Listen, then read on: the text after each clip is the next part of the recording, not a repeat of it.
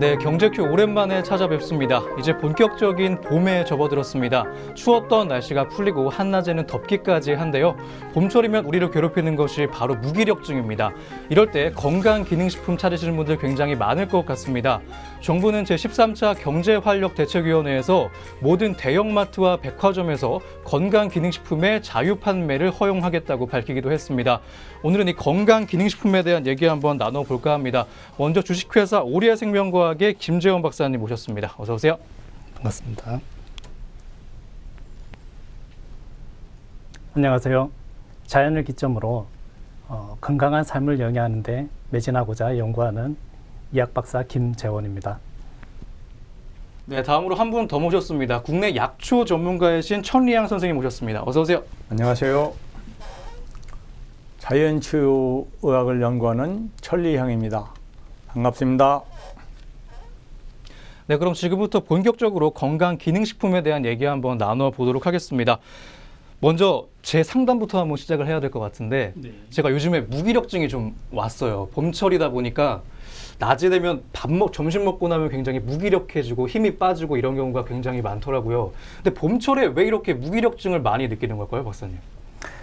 일단은 계절의 변화에 큰 차이점을 두고 얘기를 하고 있습니다. 네. 몸 자체에서는 많은 영양소를 원하게 됩니다. 그렇죠. 더군다나 이 해가 떠 있는 시간도 길어지고 활동량도 많아짐에 따라서 그런데 또 많은 영양소를 요구한단 말입니다. 그렇죠. 그러다 보니까 그거 외에도 부수적으로 알러지 이런 다른 종류의 영양들에 의해 가지고 스트레스도 받게 되고 맞아요. 그래서 실질적으로 보면은 이 봄철이 됐을 때 주로 많이 나타난다 그래서 춘곤증이라고도 부르죠. 그래서 이 무기력증에 대한 부분들은 네. 영양소를 충분히 섭취한다 하더라도 어떻게 보면은 자기의 체질 관리라든지 아니면 행동 가짐이라든지 뭐 다른 영양소 외에도 맑은 공기를 마신다든지 생각의 전환이라든지 힐링을 한다든지 등등을 해서 일시적으로 온 증상이지만은 네. 이 부분에 대해서 되게 그냥 지나쳐버리게 되면은 네. 무기력증에 우울증도 올 수가 있어서 그러니까 무기력증 오셨을 그런 때는 겁니다. 네, 으쌰으쌰 하셔야 됩니다. 사실 봄철은 모든 것의 시작이잖아요. 뭐 수험생들은 뭐 한 학기의 시작이고 저한테도 3월은 뭔가 다짐하게 되는 이런 3월인데 그렇다 보니까 무기력증이 좀 오는 것 같기도 하고 에너지 소비가 좀 많아지다 보니까 우리 선생님께서는 어떻게 생각하시나요? 저는 특히 봄철의 무기력이 제가 이제 생일이 음력으로 2월 달이에요. 네. 근데 제 생일 때부터 아가씨아 꽃이 필 그 무렵이 가장 무기력증이 많이 오는 것 같아요. 심하게. 이런 건 지금 박사님 말씀하신 대로 이제 우리가 겨울을 지나서 봄이 이제 겨울은 좀 그래도 상당히 긴장 상태에 있다고 보거든요. 그렇죠. 근데 그 긴장 상태가 풀어지면서 세포 분열이 일어나면서 많은 영양소를 이제 요구하게 되는데 몸이 소비하게 되고. 네, 소비하게 되는데 우리가 미처 거기에 이제 공급을 제대로 못 해주는 부분에서 발생할 그렇죠. 수 있다고. 사실 공급량은 똑같잖아요. 그렇죠. 근데 소비하는 게 많아지다 보니까. 그래서 이제 그런 것들을 좀 이렇게 점검을 했다가 그래서 저는 이제 봄 되면 그런 데에 조금 주력을 해서 그 식품을 찾아서 먹기도 하고 네. 뭐 이렇게 견뎌내는 거죠. 요 시기만 지나면 네. 괜찮다고 생각을 하고. 사실 영양 보충과 이 식품 섭취나 이런 것들을 좀 충실히 해야 이 춘곤증이나 무기력증을 좀 극복할 수 있는 것 같습니다. 제가 김재원 박사님한테 뭐 자료 요청을 드리다가 좀 들었었는데 인간은 자연을 떠나서는 살 수 없다라고 하셨어요. 어떤 내용인가요? 자세하게 좀 소개를 해주세요. 이 자연을 기반으로 연구를 하다 보니 참 이 자연이란 거는 어마어마한 존재라는 거를 배우고 네. 절대 동질시 해가지고 배타적으로 살 수는 없겠다. 네. 이런 생각들이 들기도 합니다. 특히나 이제 보면은 요즘 시대의 가장 경제적인 부분들이나 문화적인 부분으로도 자연 친화적, 그렇죠. 환경 친화적 이런 단어를 씀에도 불구하고 네. 어떻게 보면 공생관계이지만 이 환경에 대한 부분들은 실질적으로 자연과 가까워져야 되는 부분에도 불구하고 그렇지 않단 말입니다. 그래서 환경 파괴에 대한 부분들의 경각심도 오고 있지만은 네. 실제로 자연이 걸어온 시간과 우리 인류가 걸어온 시간의 이 차이점을 또한 유명한 저서의 책에서 인용을 한다면은 네. 거의 모든 것의 역사라는 책에서는 이런 말을 쓰기도 합니다. 네. 두 팔을 벌려서 네. 팔의 중점에서 이 손끝까지의 네. 이 거리가 이 지구가 걸어온 시간이라면은 역사라면. 네, 역사라면은 이 손끝에서부터 이 손톱에 손질을 할 때 날리는 가루가 인류의 시간이다라는 얘기가 있습니다. 그러니까 자연이 있고 인간이 있는 것이다 이런 그렇죠. 말씀이시죠? 반대로 또 하나의 또 이 생물학자나 이 연구를 하는 사람들이나 이런 생태계를 보고 얘기하는 학자들 중에 10명 중에 9명은 가장 이상적인 자연 친화적인 현상은 무엇인가요? 라고 물었을 때 어떻게 보면은 꽃가루를 날라주면서 벌꿀을 채취하는 곤충에 대한 얘기를 하기도 하거든요.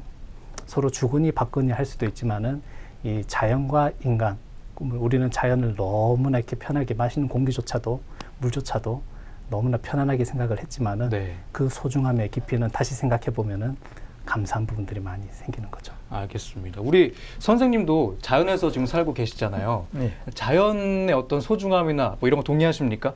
우리 인간은 자연을 떠나서는 살 수 없다. 그렇죠. 이 사람뿐 아니라 우리가 생각하는 세균이나 모든 것은 자연 속에서 함께 살아야지. 그렇죠. 혼자는 살 수 없는 존재들이잖아요. 뭐 동식물 뭐 다 마찬가지겠죠. 근데 특히 이제 사람은 자연을 보존하고 이렇게 해야 되는 자리에 있는데도 자연을 보존하는 게 아니라 파괴하는 쪽으로 많이 가고 있다는 거죠. 거죠. 발전을 하다 보니까 이런 그 방향으로 가게 되죠. 산업화되면서 급격히 그런 현상들이 일어나서 이제 우리가 이제 그러다 보니까 어떤 현상이 일어나냐 그러면 자연 생태계에 변종이 생기기 시작했다는 건 어쨌든 자기가 사는 환경 속에서 어떻게 살아남아야 되는데 그 악조건 속에서 살아야 되니까 변종을 만들어내는 거거든요. 그런 만들어지는 변종들을 어떻게 사람이 잘 다스리고 이끌어가야 할지 거기까지 우리가 따라가 미처 가지 못한다는 거예요. 그렇죠. 그래서 우리는 자연 속에 살면서 자연을 보존하고 지킬 책임과 의무가 있는데도 그건 등한시하고 활용하는 데 있지만 너무 무게를 뒀다. 그러면 우리는 인간은 자연을 떠나서 절대로 살 수 없는 존재다. 인간뿐 아니라 다른 것도 그렇지만 인간, 특히 그 중에서 인간은 그러면 우리는 앞으로 어떻게 해야 할 것인가를 깊이 한번 생각해 볼 필요가 있다고 생각합니다. 자정작용이 좀 부재한 현재 시장이 아닌가 한번 생각을 해보고요. 그리고 또 선생님 말씀하시는 내용 중에 인위적으로라는 하는 부분에서의 경각심도 아주 큰 부분이라고 할 수 있거든요. 뭐 GMO 식품이라고도 얘기를 하고 미국에서는 젠 푸드라고도 얘기를 하는 부분들인데 인위적인 부분들의 자연은 스스로 정화해 오면서 자기 생존을 해오면서 자기 종속의 유일한 DNA를 가지면서 모든 것들을 누리고 왔습니다. 이런 부분들을 임의적으로 파괴를 해가지고 거기에 대한 질서를 무너뜨렸고 또 이거의 중심이 되는 하나의 권력이라는 거는 한 회사가 이 부분의 독점권을 가지고 사업화를 시키면서 인해 가지고 무분별하게 공급이 되고 있다는 점. 그리고 그거 외에도 모든 법규에 대한 부분들도 각 나라마다 저희 나라뿐만 아니라 필요하지만은 이 세계화되어 있는 이 시장이 각 나라에 구체적으로 잡혀 있는 이 법규나 규제나 안정성의 망에 위협을 준다는 부분들. 그래서 이런 많은 것들이 이미 너무나도 일상생활에 자연스럽게 와 있기 때문에 뭐 어떻게 보면은 또 알 권리가 있고 또 보는 시각이 필요하지 않을까라는 이런 경각심도 들기도 합니다. 인간은 자연을 떠나서는 살 수 없다 이 말씀 잘 들었습니다. 저희가 이 영양제, 뭐 건강 보조식품 이런 거에 대한 내용으로 준비했는데 순간적으로 환경 캠페인 같은 느낌이 살짝 들기도 하면서 그런 시간을 보냈습니다. 다음 질문 한번 드려보면 그 기력 보충으로 다시 한번 돌아가 볼게요. 자연에서 얻을 수 있는 기력 보충제는 어떤 것들이 있을까요? 이번에 천리양 선생님부터 한번 말씀해 주실까요? 기력 보충제 하면 우리가 뭐 흔히 뭐 보신하는 쪽에 많이 무게를 두잖아요. 근데 실제로는 우리가 지금 민간에서 먹는 보신 어떤 그런 거 뭐 동물이라든지 뭐 이런 거보다는 우리가 이제 어떤 할아버지가 병원에 와서 뚱뚱한 할아버지인데요. 의사 선생님이 할아버지 뭘 잡으면 난 고기도 안 먹는데 이렇게 뚱뚱하다 그러면 아니 할아버지 그럼 소가 고기 먹나요? 풀 먹어도 소는 뚱뚱하잖아요. 맞아요. 코끼리도 풀만 먹잖아요. 그랬다고 그 말씀을 이제 웃으면서 하셨는데 그렇죠. 우리는 뭔가 많이 먹을 때 이제 이게 쌓여서 배출이 안 되고 쌓이게 되면 뚱뚱해지는 거죠. 그렇죠. 꼭 고기를 먹어서 뚱뚱해지는 건 아니에요. 근데 우리가 이제 기력을 뭐 이렇게 하는데도 식품이 얼마든지 식물이 있는데도 사람들은 고기를 먹는다니 뭐 이렇게 뭐 예를 들면 탕을 먹어야 된다 뭐 이렇게 생각을 하는데 그런 것보다는 내 몸에 맞는 걸 찾아서 먹을 필요가 있다. 그러니까 거창한 보양식보다는 자신에게 맞는 성분들을 그렇죠. 섭취하고 그런 게 중요하다는 사실은 말씀이시죠. 그래서 이제 뭐 흔히들 우스갯소리로 한의사가 제일 듣기 싫어하는 소리가 밥상이 보약이야 소리라고 제일 듣기 맞아요. 싫어한다고 그러잖아요. 네. 그런 것처럼 일상 우리가 먹는 식품 중에서 봄 되면 이제 무슨 겨울에 이렇게 잠을 자고 이제 영양분을 이렇게 위로 막 솟구쳐 올린 부추를 이렇게 야구르트에 갈아서 먹는다든지 부추 이런 것도 한 방법 중에 하나고 어. 봄에 나오는 이제 돈나물 같은 이런 것도 우리 몸에 상당히 좋은 식품 중에 하나라고 볼 수 있습니다. 알겠습니다. 그중에 이제 우리가 흔히 조금 더 뭐 이렇게 상향해서 보면 이제 뭐 동충하초 같은 아, 것을 동충하초. 이렇게, 먹는 구해서 먹는다든지 근데 뭐 흔히 이렇게 우리 이제 어느 지방에서 많이 나오는 구기자 같은 것도 이렇게 구기자요? 상당히 좋은 식품이라고 이미 그 성분은 이미 다 알려진 상태에 그렇죠. 그래서 네. 과감 없이 드셔도 좋은 기를 살릴 수 있는 식품이라고 볼 수 있습니다. 알겠습니다. 우리 박사님은 그러면 자연에서 얻을 수 있는 기력 보충제 뭐가 제일 좋을까요? 기력이라고 하니까 네. 기력이란 거는 정신과 육체를 얘기하는 겁니다. 네. 그러면 정신 건강에도 좋아야 되고 그렇네요. 육체적으로도 에너지를 낼 수 있는 네. 그게 정말 기력이 아닐까 싶은데 네. 어떻게 보면은 선생님께서도 말씀하셨지만은 네. 건위 작용이라고 해서 위를 보호해서 소화 기능을 증식시킬 수 있는 것들이 생강이라는 것들이 대표적인 게 있고요. 생강. 네. 네. 그거 외에 뭐 동충하초도 말씀하셨지만은 네. 담의 기능을 원활하게 합니다. 그거 외에도 이제 간하고 신에 대한 기능을 원활하게 하는 게 아까 말씀하셨던 구기자 같은 경우 네. 원활하게 해줄 수가 있고 그거 외에 이제 뭐 산수유나 마카 이런 좋은 원료들은 혈행을 원활하게 해주고 산수유나 마카. 네, 뇌신경을 원활하게 해줘서 네. 아까 보시면은 처음 말씀드린 것처럼 정신과 육체에 어떻게 이렇게 부합되는지는 모르겠지만 그리고 이뇨 작용도 원활하게 해주고 그리고 또 복명 같은 경우도 염증의 치유에 좋기 때문에 이런 작용들이 동시에 일어나면 스트레스를 일으킬 수 있는 부분들이 덜 하단 말이죠. 자연에는 실제로 이런 기력을 보충할 수 있는 부분들과 많은 연계를 한다 보면은 좋은 물질도 많이 있지만 정말 내가 마음으로 전달받았던 그 따뜻한 음식이든 뭐 내가 뭐 기력이 세가지고 알아 누웠어요. 네. 갑자기 문을 똑똑똑 합니다. 네. 자네 괜찮은가 이래서 죽을 탁 가지고 오는 거예요. 네. 어머니한테 전화가 옵니다. 네. 집사람한테 전화가 와요. 네. 그러면서 따뜻한 밥상이 차려집니다. 네. 저는 그럴 때 더 기력이 차려지던데요. 그렇죠. 심리적인 네. 굉장히 크니까요. 누가 챙겨주고 이렇게 하다 보면 어느 약보다 기력이 좀 충전되긴 하죠. 덩달아서 좋은 것들을 먹게 되면은 네. 그만큼 정신도 좋아지고 그렇죠. 몸의 기운도 생길 수 있어서 맞습니다. 기력이란 거는 그런 게 아닌가 생각을 합니다. 제가 순간 질문을 드렸는데 순간적으로 몇 가지의 그 약재들이나 음식들이 나왔거든요. 잘 받아 적으시고 기억해 두시기 바랍니다. 제가 또 조사한 게 조금 있는데 뒤에서 여러 가지 좀 유행하는 영양제들이나 성분들 그런 것들에 대한 준비를 해봤고요. 이따가 한번 드려보도록 하겠습니다. 그러면 제가 궁금한 게 또 이제 면역력 증강에 대한 문제예요. 건강기능식품으로 면역력 증강도 가능할까요? 질병에 대해서 대항하기 위해서는 면역력이 중요한데 건강기능식품이 여기에 대한 도움도 줄 수 있는지 한번 궁금합니다. 선생님부터 한번 말씀해 주실까요? 예. 면역력 증강은 사실은 우리 동양의학이라고 이렇게 보통 얘기하면 서양의학과 동양의학의 다른 점은 동양의학은 예방의학이라고 볼 수 있습니다. 예방. 예방에. 네. 면역력을 미리 길러서 어떤 질병에 걸리지 않도록 하는 게 동양의학인데 네. 한 가지 예로 이제 편작이라고 하는 중국의 편작. 신의 네. 그분이 이제 그 형제가 삼형제입니다. 네. 근데 괭나라에 이제 황태자가 급사했는데 그걸 네. 살렸어요. 근데 황제가 아주 많은 선물도 하고 너 형제가 몇이냐? 삼형제입니다. 그럼 너 형제들 다 의술을 하냐? 네. 예, 그렇습니다. 그럼 네가 그 중에 제일 잘하냐? 하고 물으니까 아닙니다. 저 형님은 네. 어떤 사람을 보면 몇 년 후에 어떤 질병이 생길 걸 알고 처방을 하시고 예측하고 예측하고 네.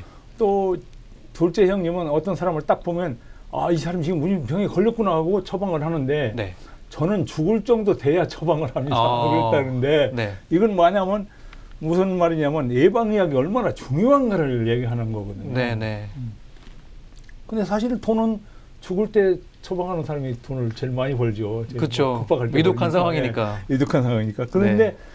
어쨌거나 이런 것은 평소에 섭생을 어떻게 하느냐 상당히 중요하다고 보는 거예요. 평소에. 네. 예, 평소에 어떤 걸 주로 먹느냐. 그래서 체질이 우리가 바뀔 수도 있다고 하는 것은 맞아요. 예, 어떤 걸 주로 어떤 사람은 어떤 거 한 가지만 막 계속 먹을 수도 있잖아요. 네, 요즘은 또 뭐 그 양념하지 않은 김이 좋다고들 뭐 해서 그걸 좀 많이 먹기도 하더라고요. 그렇죠. 저도 이제 가끔 김을 이렇게 그냥 먹는 게 아니라 김으로 국을 끓여서 먹기도 합니다. 김국. 예, 많이 김국을 먹기도 하는데 음. 이런 것들이 이제 우리가 우리 보통 우리나라에 3대 약초라고 약초 중에 3대 약초. 우리나라 3대 약초. 예, 3대 약초라면 뭘까요? 동충하초, 그다음에 홍삼, 인삼, 홍삼. 네. 그다음에 구기자 이게 3대 약품이라고 보통 꼽습니다. 보통 사람들이 얘기할 때. 근데 이런 것은 이제 적절하게 이렇게 적절한 시기에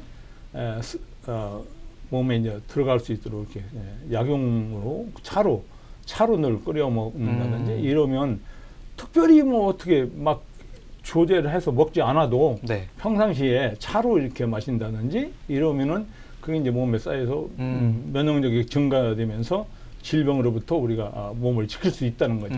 어쨌든 평소에 이렇게 챙기는 것이 중요하다 이런 말씀이시잖아요. 그렇죠. 평상시에 섭생이 가장 중요한 것 같아요. 제가 지내보면은 저는 어려서 3살 먹을 때까지도 못 걸어다녔던 병주거리였는데도 지금 건강한 몸을 유지할 수 있는 지금 보시면 뼈가 굉장히 굵으시고 튼튼하신 것 같은 느낌이 들어요. 그건 아마 이제 손 한번 카메라에 보여주시겠어요? 예. 뼈가 굉장히 튼튼하고 제가 처음 봤는데 기력이 네. 넘치셔가지고.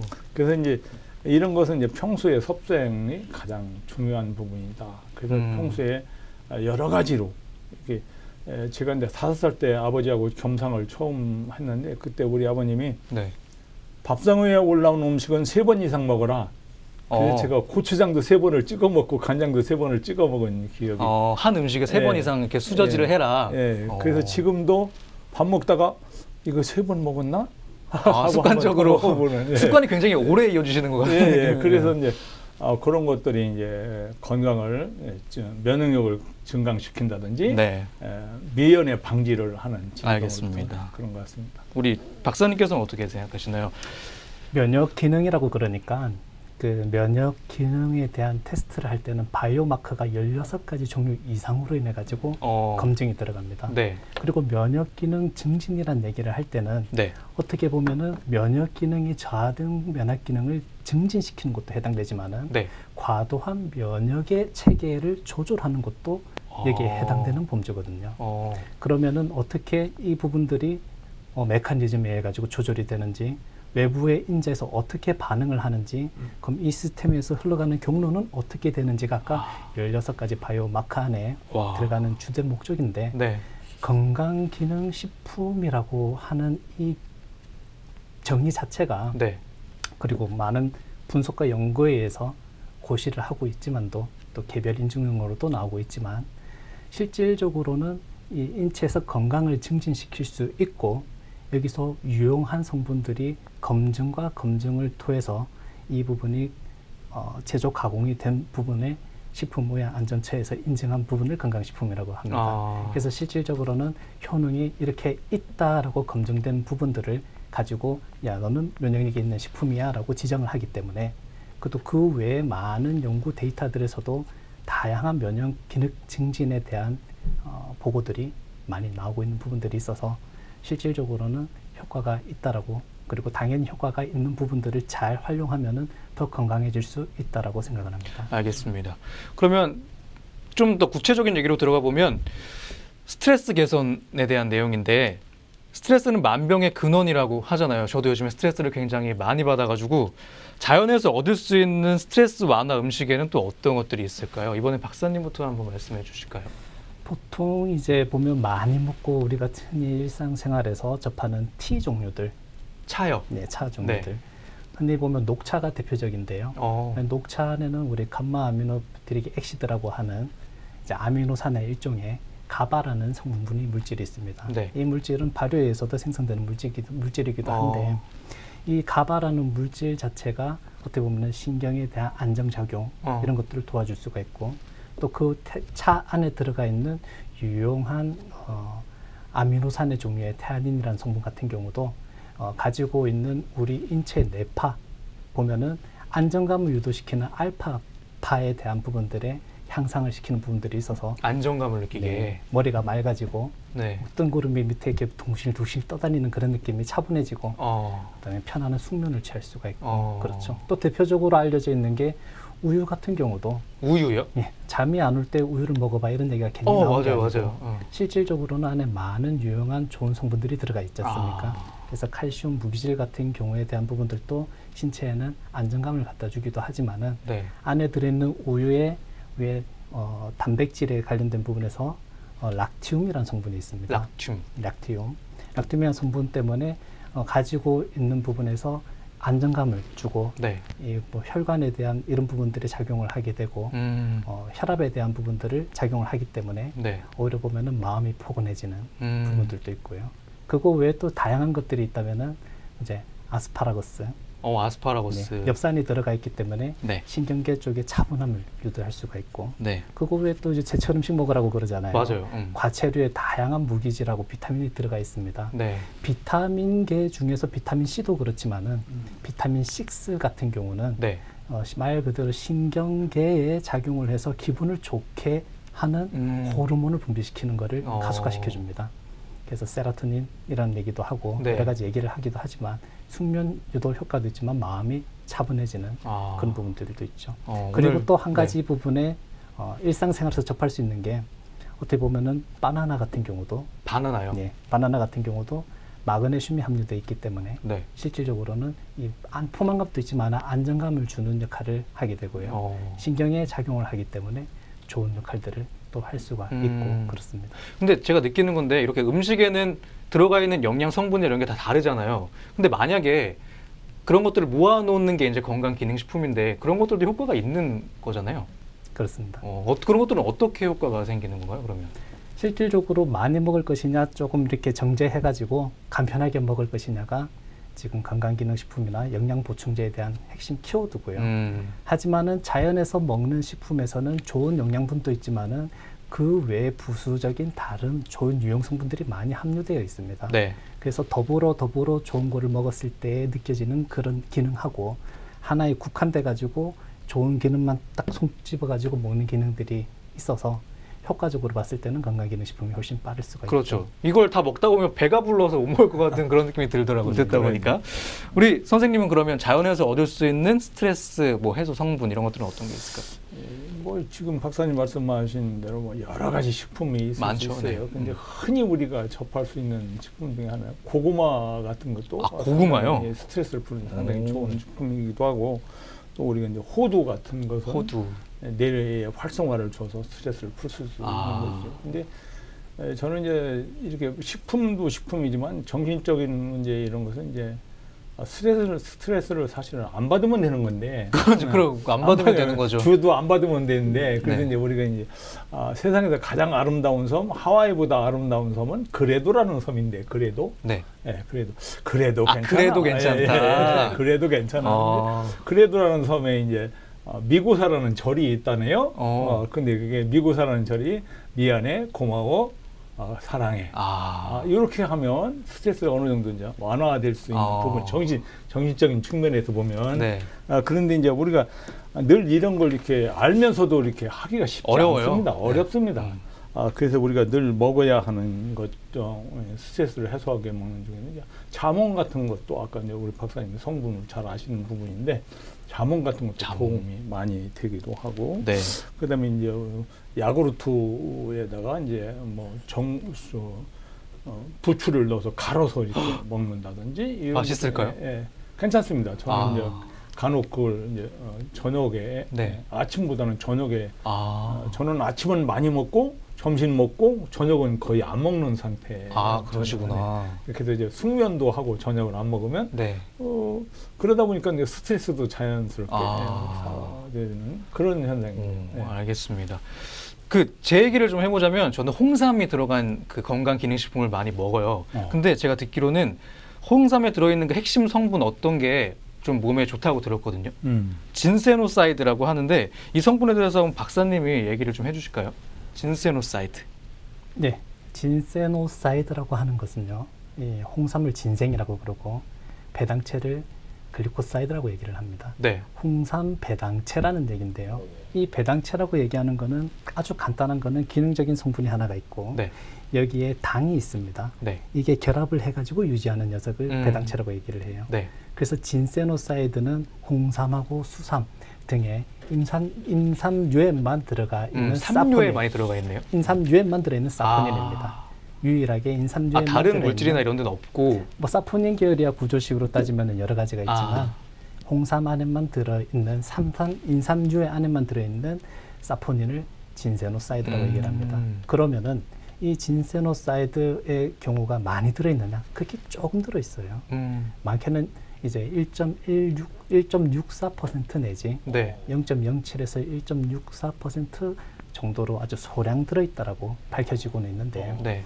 이 좋은 성분들이 기능성 성분으로 인정을 받아서 네. 이 진세노사이드를 활용해가지고 많은 유익한 효과를 주기도 합니다. 그 중에 아까 말씀드린 것처럼 이 건강식품은 다양한 이런 경로를 통해 가지고 네. 효능이 입증이 된 거에 대한 기준에서 국한돼 있잖아요. 그럼 홍삼이라고 한다면은 말 그대로 면역력이 증진이 되고 혈행이 개선이 되고 기억력이 좋아지고 스트레스가 없어지면서 피로감이 개선되고 항산화 기능이 높아지는 부분들로 고시를 하고 있습니다. 그러면 제가 궁금한 게 이렇게 원료들에는 굉장히 많은 성분들이 포함되어 있는데 그 중에서 핵심 성분만 뽑아내는 게 가공 기술 이제 하고 계신 거잖아요. 그 가공 기술에 대한 얘기도 좀 듣고 싶거든요. 어떻게 가공을 하는 건가요? 말 그대로 있는 그대로 본연의 모습으로 먹겠다 이라면은 네. 1차적인 부분에서는 우리가 섭취에 대한 개념으로 경작을 해가 먹는 입장이지만은 가공에 대한 방법으로 조립을 한다 이러면은 특히나 요즘 같은 혼란스러운 이런 환경적인 문제가 있는 부분에서는 아주 필요한 또 유용하게 활용될 수 있는 기술입니다. 왜 그러냐면은 일조량이나 기후나 네. 조건들 그리고 환경의 이런 부분들에 대해서 모든 것들은 천차만별 차이가 나타날 수가 있습니다. 네. 이거에 대한 폭을 줄일 수 있는 게 어떻게 보면 가공의 기술이라고도 할 수가 있고 조금 더 원료를 안전하게 만들 수 있는 부분에서 뭐 수세를 해가지고 씻는 이제 수세의 과정이라든지 그 전에 이제 가공 기술 중을 본다면은 가지고 있는 본연의 원래의 것을 조금 더 효능을 극대화시킬 수 있는 기술들이 다량하게 있죠. 그래서 물리적인 방법이냐 아니면 화학적인 방법이냐 등등 여러 가지가 나오고 네. 또 이런 또 자연에 의해 가지고 우리 손대부터 내려오는 좋은 발효 기술 등 이런 것들도 해당이 될 수가 있는데 네. 실질적으로는 여기에 있는 부분들도 작용이 될 수가 있습니다. 그리고 조금 차별화를 하겠다 이러면은 안에 가지고 있는 성분들도 예전에는 약탕방에서 이렇게 막 약한 불로 해가지고 하루 종일 하루 이틀 해가지고 부채로 이렇게 붙이잖아요. 네, 달여가지고 먹었다면은 그런 것도 효과가 있겠지만은 네. 안에 있는 부분에 온전히 그 부분을 최대한 추출해서. 추출을 할 수 있는 기술들. 그러다 보니까 안에서는 일반적으로 열수 추출을 하기도 하지만 네. 그거 외에도 뭐 초고압 추출, 아니면 아인계 추출, 아니면 초인계 추출. 그래서 내가 원하는 목표의 양만 뽑아내겠다. 네. 정말 귀중하고 소중한 부분에 이 성분만을 단일화해서 뽑아내겠다. 아니면은 추출을 하지만은 안에 있는 수율도 많이 뽑아내겠다. 뭐 이런 것들의 기술들도 적용이 될 수가 있습니다. 그거 알겠습니다. 외에도 보면은 이제 발효 기술이라든지 숙성 기술이라든지 이러한 기술들은 정말 이 한국에서 내려오는 또 자신 있게 얘기할 수 있는 부분들이기 때문에 네. 이 부분이 실질적으로 가공 기술에 적용을 한다 해서 재현성이 얼만큼 보여줄 수 있는지는 또 기술적인 문제로 보완을 하고 똑같은 원료임에도 불구하고 똑같은 기능식품임에도 불구하고 네. 조금 더 차별화가 될 수 있고 몸에서 반응을 할 수 있다 하면 어떠실 것 같아요? 그렇죠. 그래서 이제 보면은 같은 기능식품이라고 하더라도 네. 조금 더 속효성이 있고 제품을 먹었을 때 뭐 흡수성을 촉진시키겠다.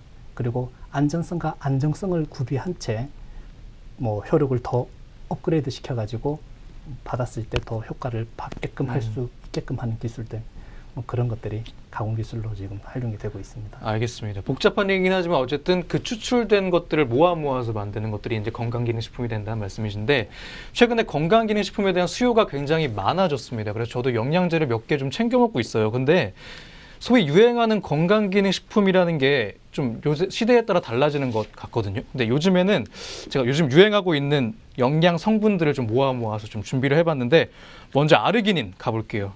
간단한 소개와 효능에 대해서 한번 얘기를 해주시죠. 이번에는 선생님부터 한번 얘기해 주실까요? 아르기닌은 이제 대체적으로 단백질을 구성하는 아미노산의 하나라고 보고 있거든요. 네네. 예, 그런데 이제 여기는 어류의 이제 정자 부분에 이런 데 많이 들어있는 부분이에요. 그래서 이제 특히 이제 우리가 그 연어나 이런 쪽에 청어 이런 쪽에 이제 많이 들어있는 것인데, 구성하는 이 등에서 이제 구성하는 아미노산은 70%가 아르기닌산이라고 볼 수 있습니다. 연어나 청어 중에서는. 그래서 이제 아르기닌산이 우리 몸에 이제 여러 가지로 이렇게 활성화하는 작용을 많이 하는 성분인데, 그래서 이제 우리 성분인데, 그래서 요즘은 이런 쪽의 성분을 함유한 건강식품들이 많이 쏟아져 나오는 추세이기도 해요. 예. 그래서 이제 특히 이제 저도 이제 그런 쪽에서 나와 있는 식품을 해서 이제 요즘 먹고 있는데, 네. 그걸 먹으면서 몸이 상당히 좋아지고 있구나. 뭐 좋아진다는 것보다는 기능이 이제 약해진 것이 이제 복원되고 있구나, 그런 생각을 하게 되죠. 어떤 경험을 좀 하셨어요? 아르기닌 같은 거 섭취? 요걸 이제 이런 성분이 들어있는 성분을 먹게 되면 소변을 이렇게 쾌소변을 본 수 있다든지, 또 이제 젊은 층들은 성기능이 개선된다든지, 이런 볼 수 있는. 그러니까 스태미나에 굉장히 좋은 성분이라는 거. 스태미나뿐만 아니라 여성들이 먹으면 이제 피부도 고와질 수도 있고 이렇게. 그리고 운동하는 분들이 이 아르기닌 영양제를 많이 드시더라고요. 뭐 어떻게 아르기닌에 대한 얘기 좀 해주시죠. 체내 합성을 통해 가지고 요즘에 또 좋다는 산화질소란 얘기도 적정히 활용된 몸에 좋을 수가 있는데, 체내 합성을 돼서 산화질소의 생성을 돕기도 하고, 몸 자체가 그러니까 원활하게 가벼워질 수 있게끔 또 잘 돌아갈 수 있게끔 해주는 역할을 하게 되겠죠. 그거 외에도 미토콘드리아의 합성에 또 관여를 하는 부분들이 있어서 신진대사 기능이 높아지게 돼 있습니다. 그러다 보니까 그거 외에도 가지고 있는 원래의 아르기닌의 이 성분들이 원활하게 작용을 하면은 운동하시는 분들이 찾을 수 있는 그 목적을 하는 이 경로하고 유사하게 또 관여를 할 수 있는 부분들도 있다 보니까 먹으니까 도움이 되더라. 촉진되더라. 구전에 의해 가지고 아르기닌에서 어떻게 보면은 소량을 먹어도 괜찮은데 숟가락으로 퍼먹는 사람들도 들어있어요. 맞아요. 과한 거는 좋지는 않거든요. 알겠습니다. 그래서 그런. 근데 이렇게 성분들이 넘쳐서 많이 먹게 되면 이런 것들은 소변으로 배출이 되는 건가요? 뭐 어떻게 되는 건가요? 거의 대부분 흡수할 수 있는 부분들은 흡수를 하고, 배출될 수 있는 거는 배출을 하는 경우죠. 알겠습니다. 비타민 같은 경우도 그렇지 않습니까? 그렇죠. 그렇습니다. 다음으로 제가 준비한 성분이 마카예요. 마카인데 페루의 산삼이라는 그 수식어가 맨날 붙어 다니더라고요. 이번엔 박사님부터 마카에 대해서 설명 좀 해주시죠. 해발 4,000m 이상 고지대에 일조량이 아주 많으면서 뜨겁고 밤에는 아주 추운 지방, 안데스 산맥. 거기 이제 페루 산삼이라고도 얘기를 하잖아요. 거기서 척박한 그런 환경에서 자라난 식물입니다. 종자입니다. 그런데 그 안데스 산맥의 마카라고 하는 이 식물 자체가 실질적으로는 잉카 인디안족들이 성기능 개선제로도 쓰기도 했지만, 실제로는 말은 그렇게 표현이 되는 게 아니고 기력제로서 정말 건강한 일을 하기 위해서, 힘차게 일을 하기 위해서 예전부터 2000년 전부터 그렇게 활용을 했던 식물이기도 어쨌든 기력 보충에 도움이 된다는 말씀이시잖아요. 그리고 그거 외에도 기능적인 부분들로 본다면은 뭐 좋은 이제 활성산소를 억제시킨다든지 그런 효과들도 더 있고, 혈행을 개선시킨다든지, 우울증에 대한 부분들을 개선시킨다든지, 아니면은 뇌에 대한 기능을 원활하게 한다든지 하는 다양한 연구들이 발표되고 있습니다. 알겠습니다. 마카에 대해서 선생님도 잠깐 한 말씀 해주실까요? 저는 박사님이 이제 좋은 말씀을 많이 하셨는데, 우선 이제 마카의 성능, 효능 이렇게 보면 이런 것은 우리 나이가 먹으면 이 청력이 떨어지게 됩니다. 청력이요? 네, 청력이. 이제 청력 떨어지는 걸 이제 억제해주는 그런 부분도 있다고 보여지기도 하고요. 그다음에 이제 자극적인 이런 것들, 이제 우리 뭐 자연 상태에서 발생하는 초미세먼지라든지 이런 것들이 상당히 우리 몸에 나도 모르는 사이에 들어와서 쌓이잖아요. 쌓이고 그러는데 스트레스가 쌓이게 되고 이제 그런 것을 이제 억제하는 물질이 들어있다고 보여지고, 여성들이 이제 특히 갱년기 장애를 이렇게 완화하는, 사실은 우리나라의 갱년기 장애를 완화하는 쪽에 상당히 좋은 게 칡입니다. 간단한데. 칡이요? 칡은 에스트로겐 성분이 뭐 석류의 거의 100배 정도 들어있다고 발표에 보면 그렇고, 콩도 좋은 제품이죠. 근데 콩도 에스트로겐이 뭐 한 10배 이상 많이 들어있는 제품에서 이런 것들을 적절하게 활용을 하면 과한 것은 언제든지 넘치는 건 좋지 않으니까. 제가 좀 과하게 자주 먹는 스타일이어서 이런 거 말씀해 주시면 숟가락으로 퍼먹고 막 이러고. 그래서 적절하게 내가 소화시킬 수 있을 정도 먹어주면 굉장히 좋은 효과가 있지 않을까 생각이 됩니다. 알겠습니다. 세 번째 영양 성분 식품은요, 동충하초인데요. 아까 잠깐 말씀해 주셨었잖아요. 동충하초에 대해서도 이번에 선생님부터 간단한 소개랑 효능에 대해서 좀 전해 주시죠. 동충하초라고 하는 맥각류에 속하는 동충하초인데, 동충하초과의 한 부분인데, 동충하초는 가장 입자가 고운, 아주 입자가 고운 단백질이 들어있기 때문에 먹으면 바로 흡수된다고 그래요. 아, 그래요? 네. 우리가 이제 음식을 먹으면 우리 몸에 입에서 나오는 아말라자라는 대표적인 효소 외에 15개 효소가 음식을 짜게 줘야 우리 몸에 이제 흡수가 되거든요. 실제로는 우리가 들어 마시는 산소조차도 우리 몸속에 쪼개주지 아니하면 뇌에 갈 수 없는 그런 현상이에요. 그래서 이제 이런 부분에서 본다면 동충하초는 흡수력이 굉장히 좋은 식품이라고 볼 수 있어요. 그래서 피곤하거나 뭐 이럴 때 바로 이 동충하초를 먹게 되면 피로회복이 빨리 이렇게 되는. 그래서 이제 이 동충하초의 효능은 바로 빠른 시간에 우리 몸을 빨리 활성화시킬 수 있는 그런 장점을 가지고 있다, 이렇게 볼 수 있습니다. 네, 알겠습니다. 그러면 제가 다음 영양소도 준비를 했는데, 저는 몰랐던 게 건강기능식품에 호박씨가 많이 쓰인다고 하더라고요. 호박씨는 어떤 효과가 있는 건가요? 일단은 거의 대부분 보면은 기름입니다. 기름. 40%에서 50% 내지가 기름 성분인데 그 안에도 비타민 B, C, E군이 풍부하게 들어있고 불포화 지방산이 풍부해서 불포화 지방산의 대표적인 역할로 한다면은 혈행 개선에 한 역할을 하고 있습니다.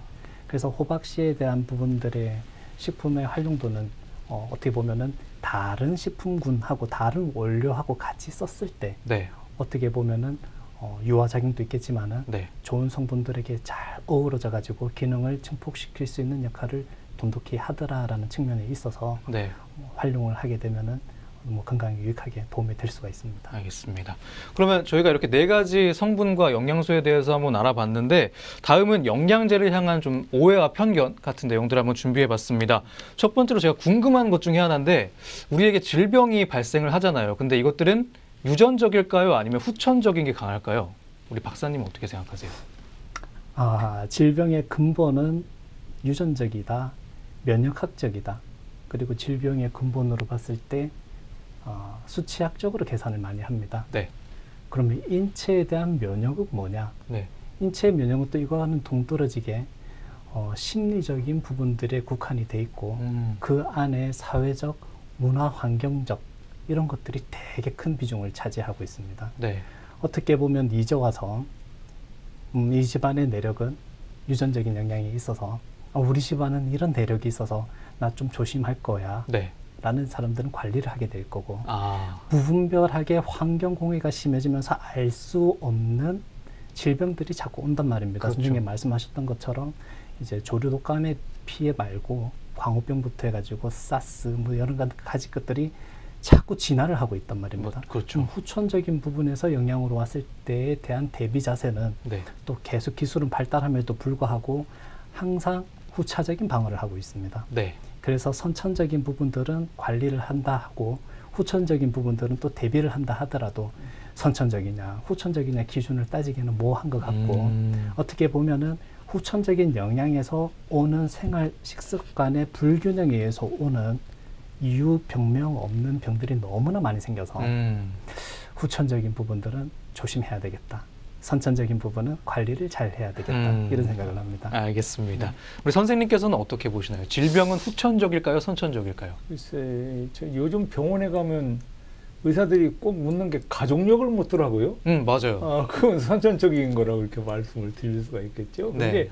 실제로 우리가 이제 가족력이 물론 선천적인 것도 타고난 부분도 없잖아 있을 거예요. 근데 보다 이제 우리가 사는 지금 우리가 현세에 이제 우리가 임진왜란 때 군인들 평균 키가 1m 58였는데 네. 지금은 뭐 1m 다 70 뭐 이렇잖아요. 그렇죠. 네. 이게 환경에 따라서 이제 뭐 먹거리에 따라서 이렇게 키도 커지고 또 하다 보니까 노출되는 부분도 더 많아질 수도 있다는 거죠. 예. 예, 옛날에 수명이 뭐 거의 50대 미만이었는데 지금은 뭐 100세 시대에 산다. 후천적으로 변화한 것처럼. 예.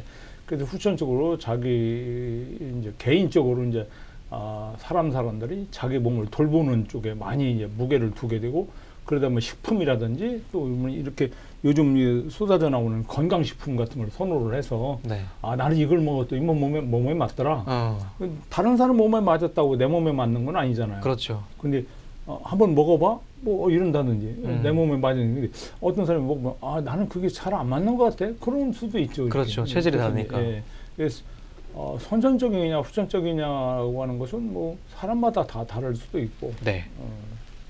그 시대마다 많은 변수가 있을 거라고 생각을 합니다. 알겠습니다.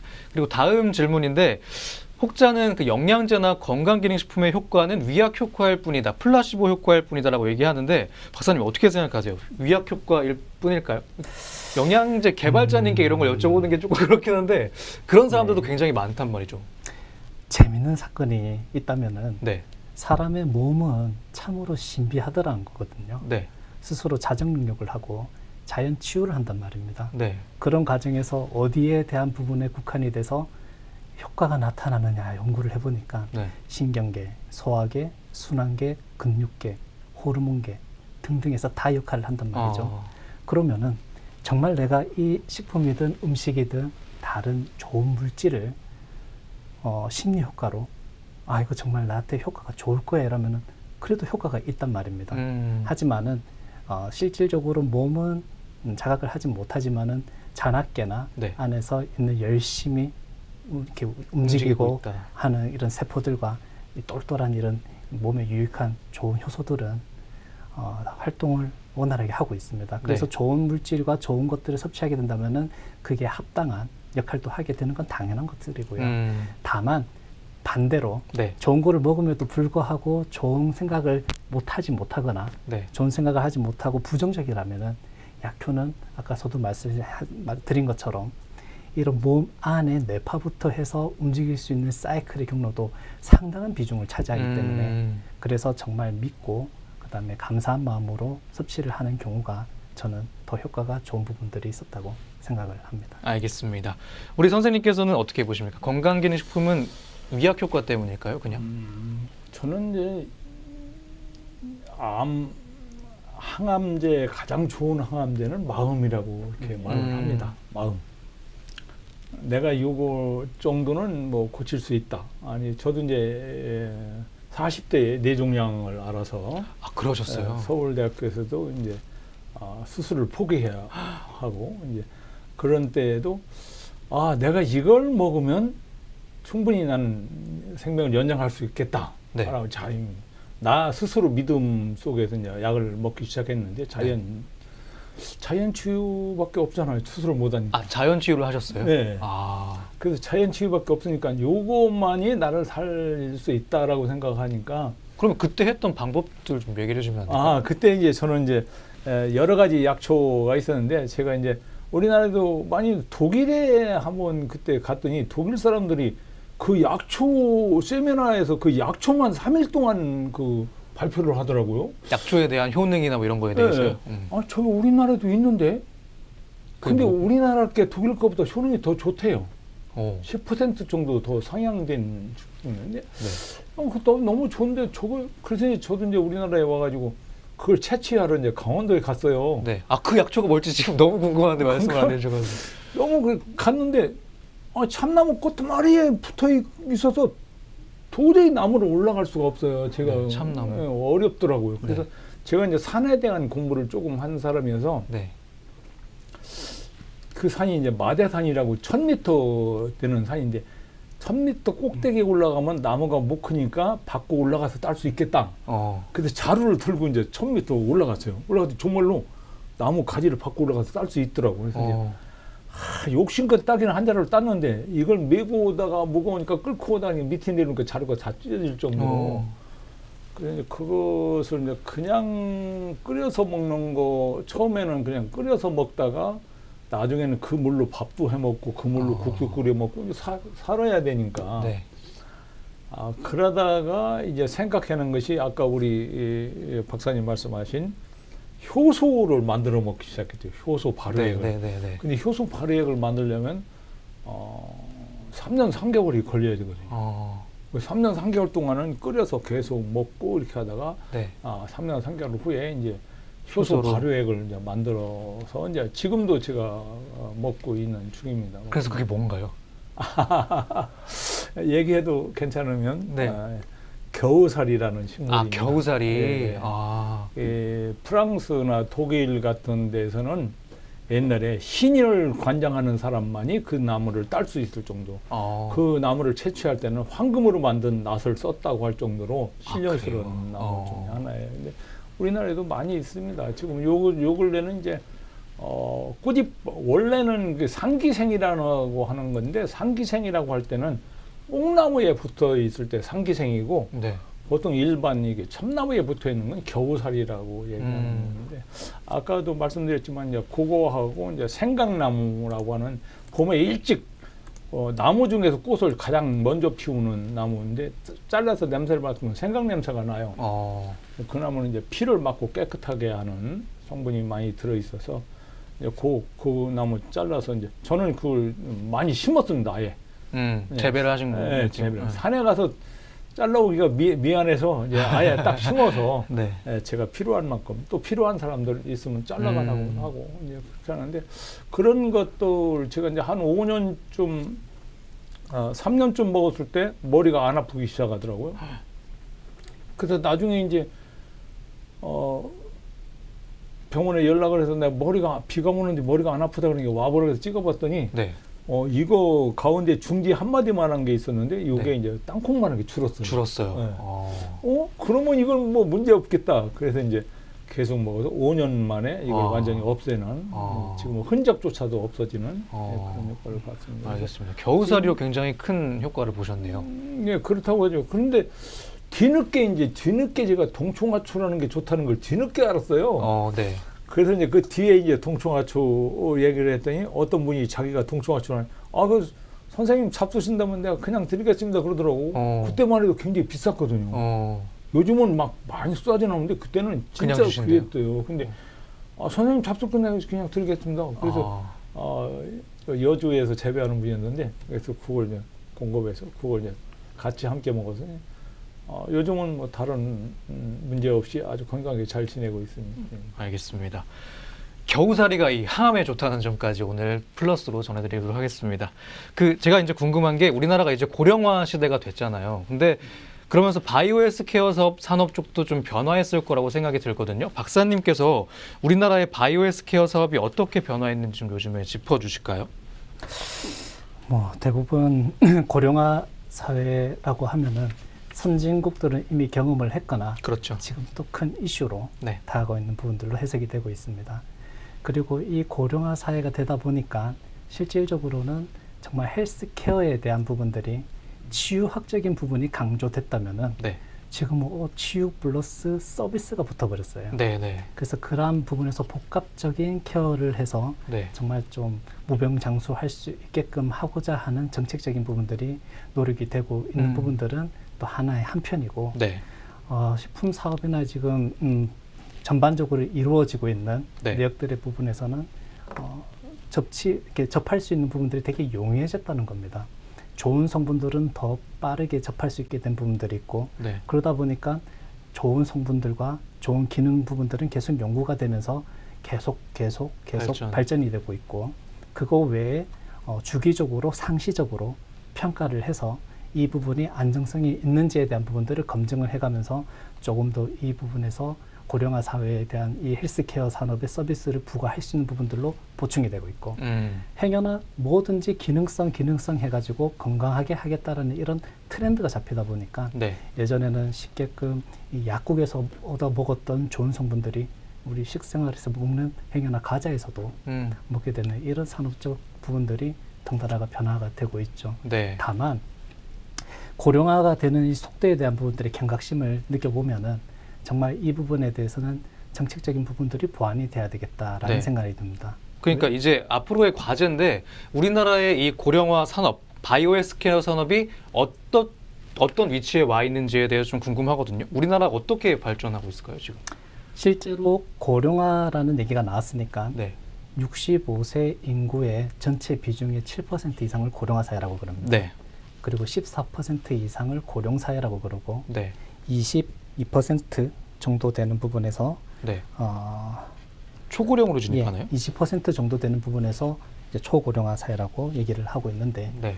이 고령화 사회에서 고령 사회로 변화되는 속도가 한국이 엄청 빠르다는 거죠. 아, 그 속도 면에서. 네. 네. 지금 2026년 정도 되면은 한국은 7년 만에 지금부터 7년 만에 네. 7년 뒤에 고령 사회로 진급한다라는 얘기도 있죠. 네. 뭐 그거는 한쪽의 측면에 분야에서 보완해줄 거는 보완해줄 부분이고 네. 실질적으로 선진국도 경험했고 이슈가 되고 있는 부분에서 어떻게 보면은 한국에서 가지고 있는 이제 기술적인 부분들이나 산업적인 부분들은 좀 다각화되기 위해서 시도는 되고 있지만 아직 미비한 상태입니다. 그리고 이 부분에서 이미 선진국 다음으로 후발주자로 지금 진급하다 보니까 네. 보통 보면은 특허가 걸려 있는 부분에 대한 부분들은 그리고 그런 국가들에 대한 부분에서는 조금 제시하고 조금 약하게 작용되는 부분에서 경쟁력을 갖추려고 틈새 시장을 공략하기 시작했고 그 틈새 시장 안에서 이제 신바이오 물질을 만들어서 조금 승부를 걸겠다는 이런 산업이 지금까지 노력이 됐다면은 네. 그거 외에 부가적으로 이제 특허권이 소멸이 된 부분에 사업권을 가지고 이제 바이오 시밀러라고 얘기하는 네. 이런 부분에서 막강한 투자를 해서 좀 보급화를 시키는 이런 전략적인 부분들을 덩달아서 가져가고 그거 외에 이제 지금 진행하는 고시되고 있는 각종의 좋은 유효 성분들을 함유하는 좋은 식품들을 만들어내는 작업들을 하고는 있었죠. 하지만은 이러한 부분들이 처음에도 말씀하셨지만은 정책적인 부분들이 좀 미비하다 해서 네. 건강기능식품군에 해당되는 법도 조금 활성화하고 네. 시장 소비를 다각화하기 시작하기 위한 노력이 상당한 경주되고 있는 부분들이 발생하기 시작했습니다. 그래서 규제 완화에 대한 부분들을 챙겨나가고 있는 겁니다. 네. 그 규제 완화에 대한 부분에서 조금 더 보급과 이 경제성은 올려주고 다만 여기서 가지고 있는 안전성은 지켜주자 이거죠. 네. 그렇게 해서 산업은 변해 나가고 있습니다. 알겠습니다. 저 이제 현실적인 고민을 좀 여쭤보면 이제 곧 어버이날이 다가오잖아요. 부모님께 선물을 드려야 되는데 좀 어떤 성분이 들어간 것들을 좀 선물해드리면 좋을지 우리 선생님께서 한번 조언해 주시죠. 제가 고르다가 뭘 골라야 될지 모르겠어서. 자다가 눈을 안 뜨는 노인을 재수 좋은 분이라고 그래요, 요새. 자다가 돌아가셨으니까 아프지 않고 자다가 고통스럽지 눈을 안 뜨신 않게. 분, 재수가 좋은 분이다. 네. 제가 실제로 알고 있는 어떤 81살 되신 분도 자다가 눈을 안 뜨셨어요. 근데 건강하셨는데 네네. 돌아가신 거죠. 네. 또 아니 살아서 네. 남 식구들 이렇게 힘들게 하는 거 누워 있으면 그게 사는 거 아니에요, 결국은. 근데 우리가 아침에 눈을 뜨는 사람은 더 재수가 좋은 사람이라고 보통 그렇게 얘기하는데 눈을 뜬 것이 중요한 게 아니고 눈을 떠서 얼마만큼 활동을 할 수 있느냐 중요한 거죠. 네. 그래서 이제 어떤 노인들이 어떤 성분이 들어있는 걸 먹으면 건강을 유지할 수 있고 네.